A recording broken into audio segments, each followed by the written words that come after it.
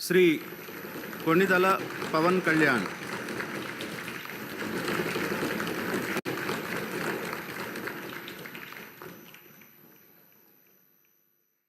కొణిదల పవన్ కళ్యాణ్ అనే నేను శాసనసభ సభ్యుడిగా ఎన్నికైనందున శాసనం ద్వారా నిర్మితమైన భారత రాజ్యాంగం పట్ల నిజమైన విశ్వాసం, విధేయత చూపుతానని, భారతదేశ సార్వభౌమాధికారాన్ని, సమగ్రతను కాపాడుతానని, నేను స్వీకరించబోయే కర్తవ్యాన్ని శ్రద్ధాశక్తులతో నిర్వహిస్తానని దైవ సాక్షిగా ప్రమాణం చేస్తాను.